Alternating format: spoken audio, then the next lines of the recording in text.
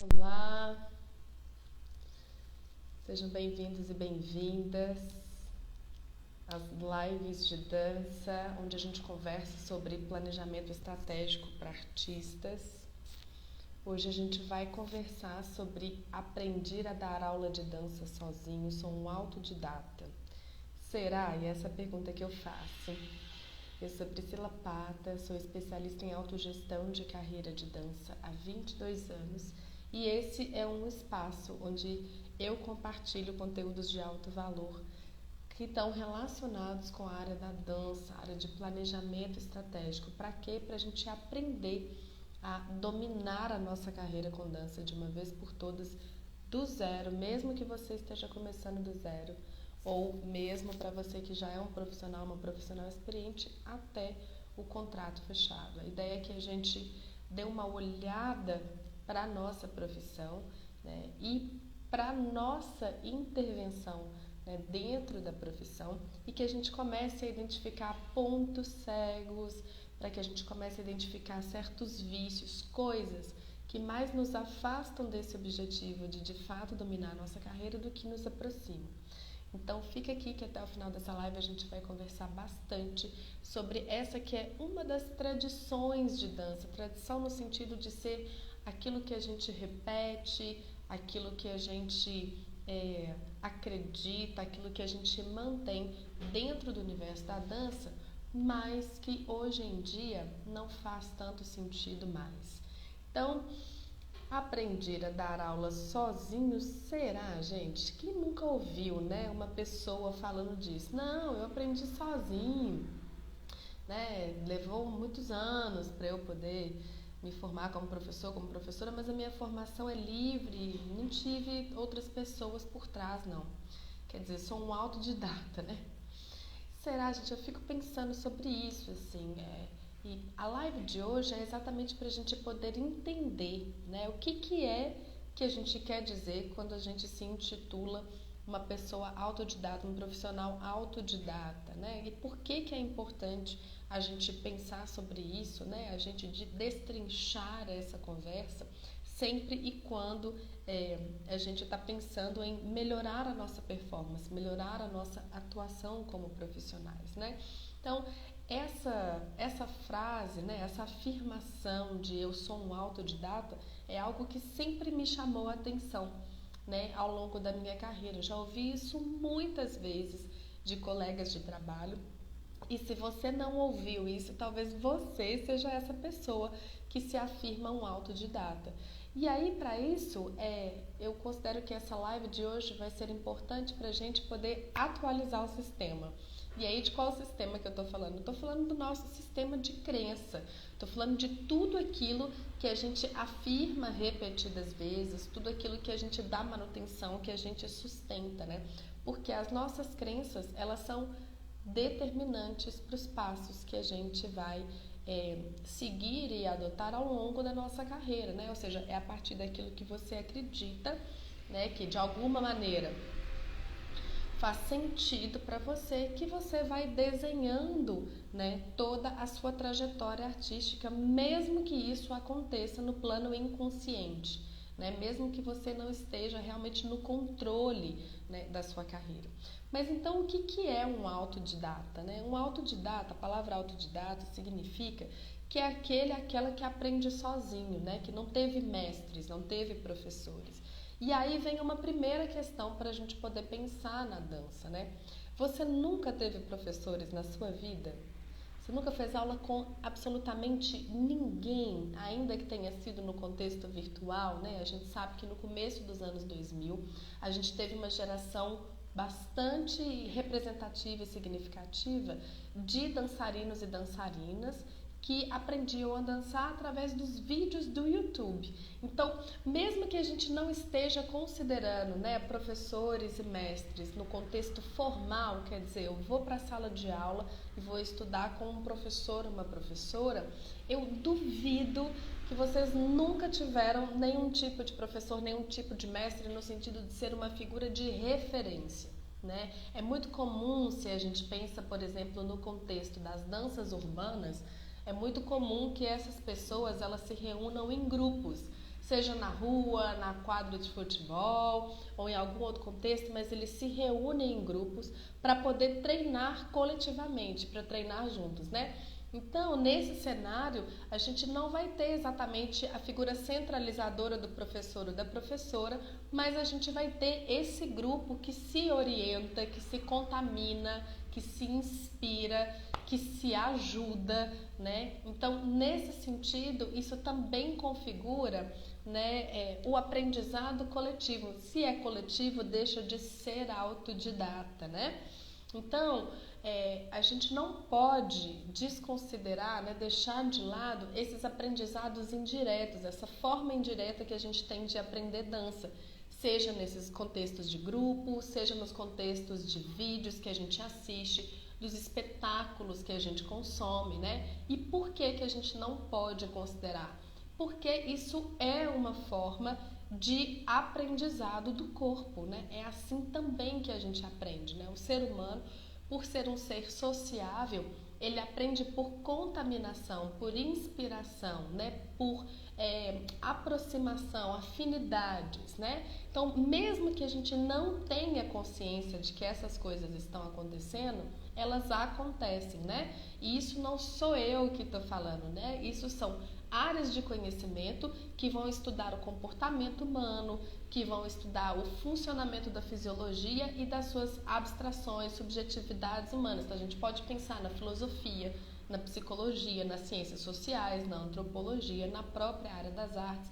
Então, a gente tem áreas de conhecimento que se debruçam sobre esse tipo de estudo para entender o que é o ser humano, né? Como esse bicho funciona e o que acontece com ele. E se tratando de processo de aprendizagem, a gente também aprende vias indiretas, não é só na sala de aula que isso acontece. Nós somos o resultado de todas as experiências que a gente vive. E alguns autores vão inclusive dizer que somos os resultados das experiências que a gente não vive, né? A gente tem na área da poesia várias poetas que vão falar disso, né? Eu sou todos os abraços que eu não dei, eu sou todas as comidas que eu não provei. Então são maneiras poéticas, né, e um pouco mais subjetivas de dizer de algo que é estudado também de maneira direta e concreta. Então, por que eu estou falando tudo isso? Porque uma vez que a gente tem essas informações, que são informações reais, informações estudadas, testadas e provadas, né, afirmar-se enquanto autodidata é o mesmo que excluir todas as suas experiências de vida, do ponto de vista dos encontros com outras pessoas que você teve. Quais pessoas? A gente poderia ampliar isso para todo mundo, mas a gente também pode restringir nos seus encontros com dança, né? Já que aqui a gente está conversando entre profissionais da área da dança, né? Então, todos os bailarinos com os quais você encontrou, com os quais você dançou, com os quais você fez aula, para os quais você deu aula, todo e qualquer tipo de troca, né, que engloba esse universo da dança.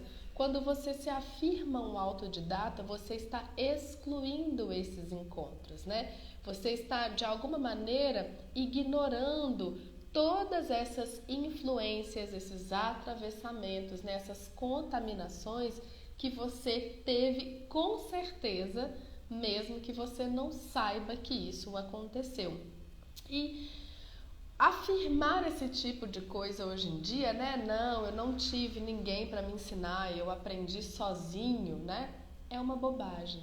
É uma bobagem diante dessas informações científicas que a gente tem e é uma bobagem do ponto de vista de que nós, né, que vivemos em contexto de coletividade, né? Ninguém aqui vive isolado na caverna, né?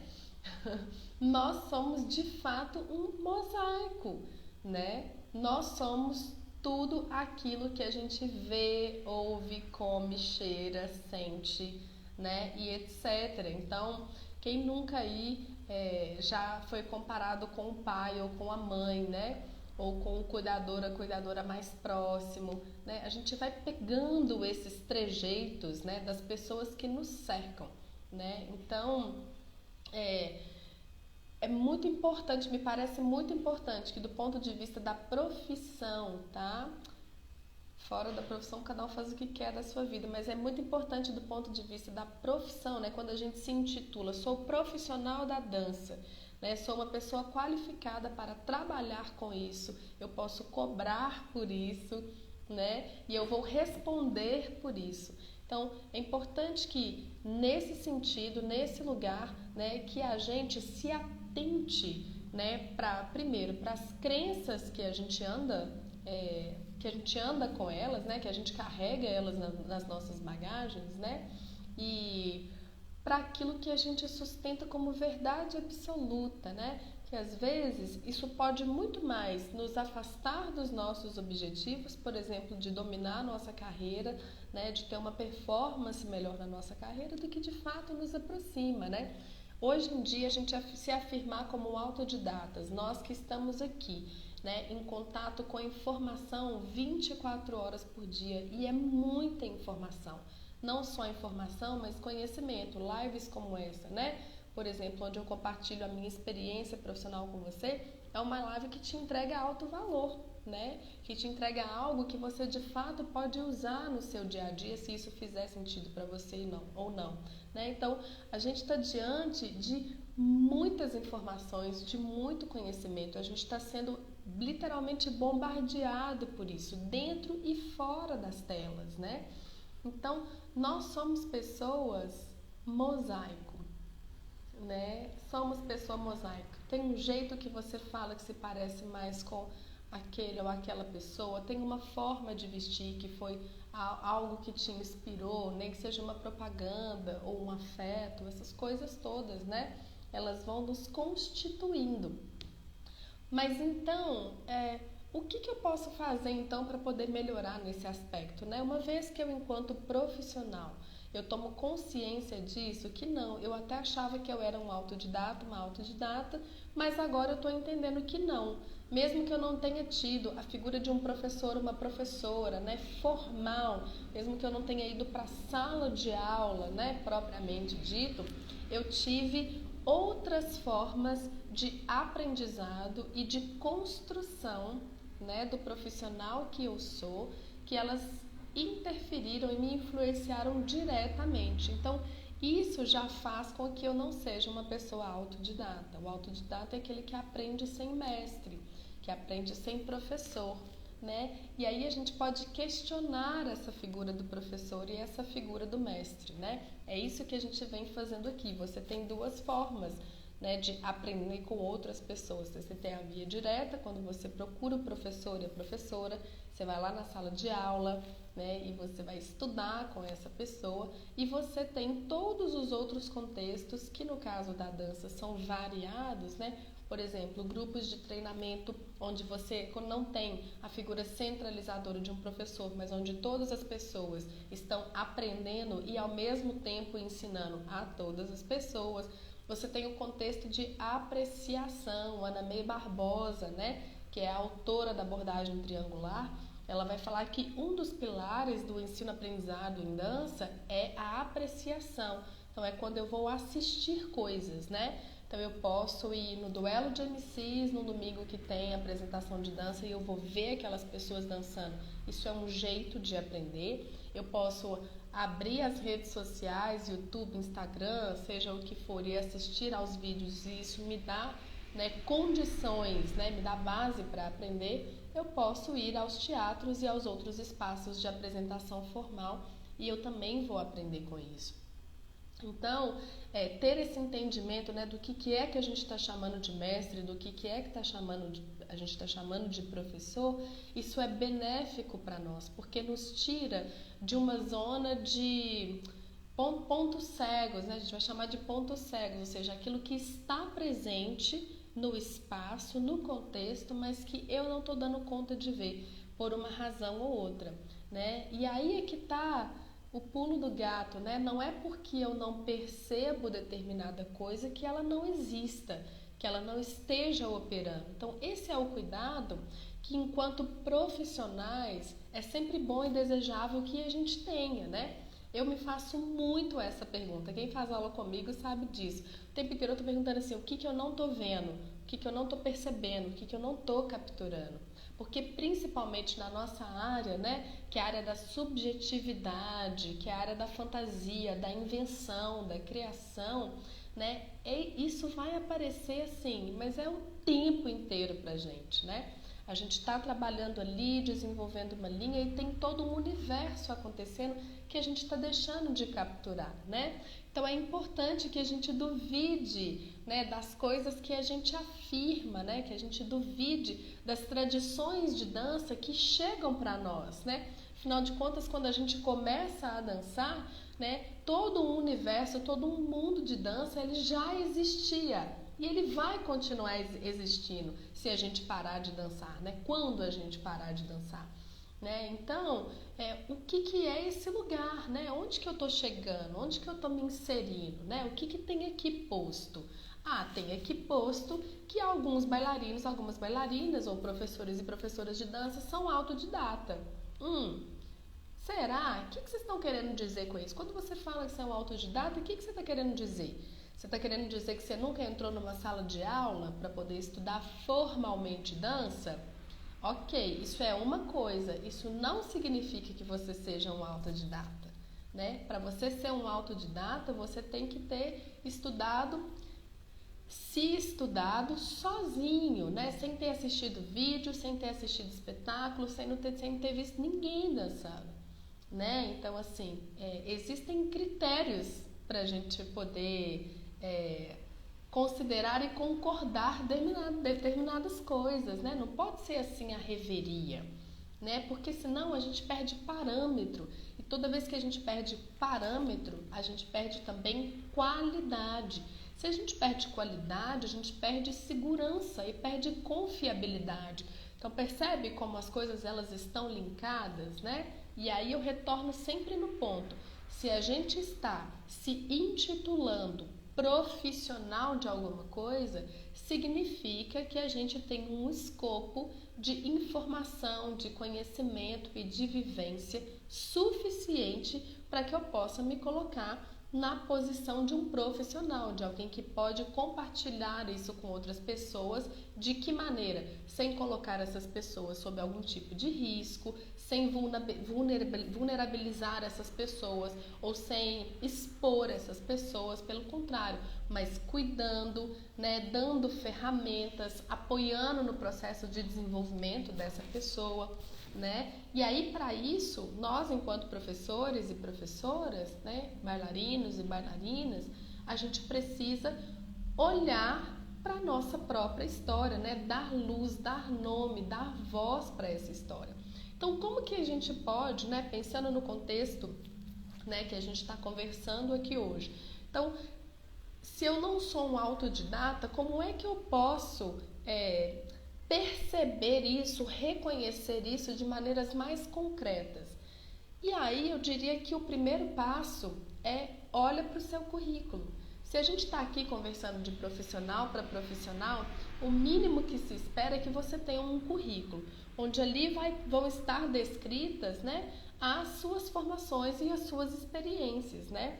Se você tem descrito no seu currículo, né, as suas formações e as suas experiências, ao lado vão estar escritos nomes de várias pessoas, né? Então são pessoas com quem você fez aula, workshop, residência artística, com quem você trabalhou, fez montagem, para quem os lugares para onde você deu aula, né, dançou, seja o contexto que for que você esteja atuando como profissional de dança.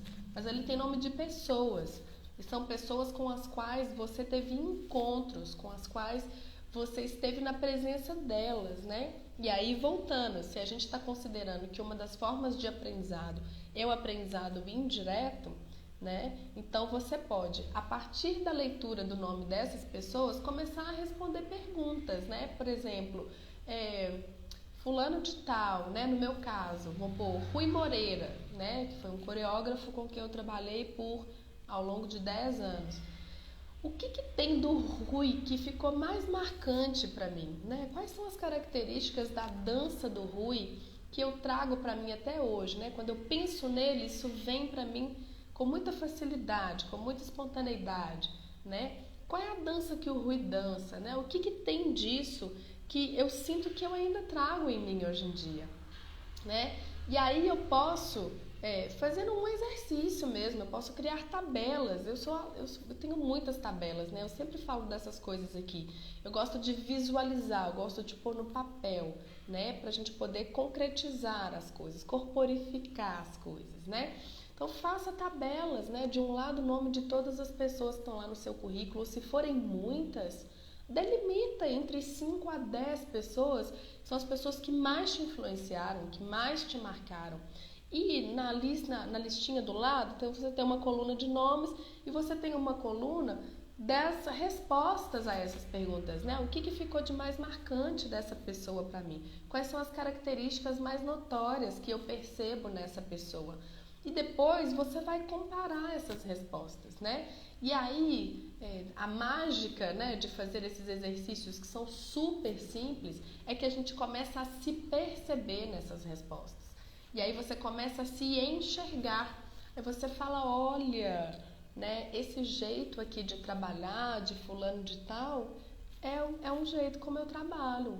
Eu dou aula assim. Eu gosto de trabalhar muito bem a minha comunicação, porque a professora Raquel Pires e a professora Gabriela Cristóforo, elas traziam isso todos os dias, né, no conteúdo das aulas, mesmo que a gente estivesse falando de anatomia aplicada para o movimento. Mas a questão da comunicação, né, quais são as palavras que eu escolho, né, qual é o tom da minha voz, a velocidade da minha voz, isso tudo vai estar linkado e ajustado para o tipo de público com o qual eu estou lidando ali, né? Então, olha que importante, isso não é uma coisa que surgiu de mim, isso não é da Priscila Pata, né, que surgiu do nada, como se fosse uma coisa autodidata.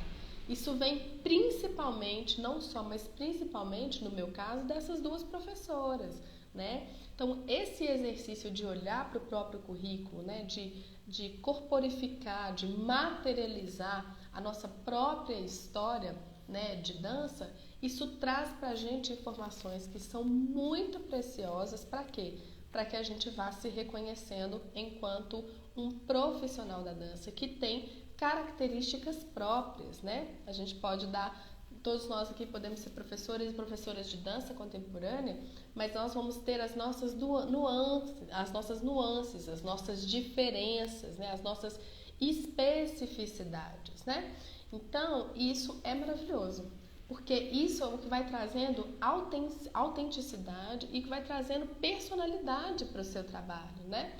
Então, uma vez que você olha para essa listinha que você faz, para essa tabela, o resultado final disso me parece super interessante, porque é quando a gente começa a se dar conta de que nós não somos sozinhos, né? Nós não somos um ser do outro planeta que brotou aqui na Terra e começou a dançar e começou a dar aula de dança, né? Ou seja, para mim, essa é a imagem mais poética, por exemplo, do somos todos um, né? Ou do tamo junto, sem querer romantizar essas afirmações, né? E essas expressões, mas é entender que, de fato, né, nós estamos contaminando e sendo contaminados o tempo inteiro, né? Influenciando e sendo influenciados, né? Atravessando e sendo atravessados, né? Então, já que somos artistas, né? A gente tem essa licença poética, né? De também pensar e imaginar, né? A nossa realidade, o nosso dia a dia também de maneiras poéticas, né? Então, eu gosto de me pensar enquanto um mosaico, né? A Priscila Pata, que hoje é o resultado de todos os professores, professoras, colegas de trabalho, alunos, né, e etc., que passaram por mim, né? Pessoas que me influenciaram para o bem e para o mal, né? Porque influência também serve para você negar, né? Falar, opa, esse tipo de coisa não me interessa. Não com julgamento, mas com análise, né? A gente é profissional, a gente é adulto, né? Ninguém aqui é criança mais para poder ficar brigando um com o outro. Você é feio, você é mais, você é bobo, você não é disso, né? A gente está falando aqui do ponto de vista da maturidade, né? Da profissão. Como profissionais, nós somos já artistas maduros, né? Prontos para poder atuar. E dentro disso a gente continua desenvolvendo o nosso processo. Então, quando eu olho para o outro, para a outra, nesse sentido da negação, é muito mais do ponto de vista da análise, né? No fundo, eu estou olhando para mim, né? De que maneira? Acho que isso não me interessa, essa não é a linha de trabalho que me interessa desenvolver. Acho que eu prefiro ir mais, né, por um outro caminho, por um outro viés, né? Acho que me interessa mais fazer outras apostas, né? Me interessa mais trocar de outros jeitos. E aí, que jeitos são esses? Isso é de um para um, né? Isso é uma coisa que cada um de nós vai identificando ao longo da nossa carreira, né? Também não é o tipo de informação que está dada, né? É assim e vai ser assim para sempre. Tanto não é assim porque não é assim que a vida funciona, como não precisa ser assim, gente. Nós somos artistas. A gente tem licença poética, né? Se isso já existe em qualquer área, na nossa existe mais ainda. A gente tem licença poética para mudar. Nós podemos ser profissionais diferentes sempre e quando a gente quiser, né? E se a gente está considerando aqui que é um desejo comum, que a gente melhore a nossa performance profissional, que a gente melhore a nossa entrega, né? Que a gente se melhore, né? Enquanto fazedores de arte, ou seja, que a gente aprenda a dominar a nossa carreira, né? Do zero até o contrato fechado. Por que eu insisto nisso, do zero até o contrato fechado? Porque às vezes, muitas das vezes, né, e vocês vão reconhecer isso, a gente às vezes é um ótimo bailarino, uma ótima bailarina, né, que tem todas as características, condições, qualidades, exigências ali no nosso corpo, mas a gente não consegue chegar até o final do ciclo, né, que seria fechar trabalhos, né? E não é fechar um trabalho, não é fechar um trabalho ou outro, isso aí a gente consegue fazer. Seja porque você procura diretamente, seja porque você foi indicado, né? Isso vai rolar mais cedo ou mais tarde, né? Para a maioria de nós. Mas é como que você consegue uma constância, né, desses contratos de trabalho. Como é que você consegue uma constância e uma consistência, né? Quer dizer, porque também existe o quadro onde a gente pode ter constância de trabalho, por exemplo, quando a gente trabalha como funcionários contratados de escola de dança ou de companhias de dança, né? Você tem um contrato de um ano, então você sabe que durante um ano você vai ter trabalho. Mas será que aquele trabalho é exatamente o trabalho que você deseja fazer? Né? Aquele trabalho que faz o seu coração bater mais forte, né? Que é um desejo da sua alma mesmo? Porque isso também são questões para a gente poder considerar, né? A gente está na época do burnout, a gente está na época da depressão, né? A gente está na época de várias coisas que elas dizem respeito ao fato da gente estar desaprendendo a se escutar, ao fato da gente estar desaprendendo a apostar, né, naquilo que a gente realmente deseja fazer, né? Aquilo que, sabe assim, que enche o nosso peito de ar, né? Aquilo que faz sentido pra gente, né? Então, aquilo que a gente ama. Resumo da ópera, aquilo que a gente ama.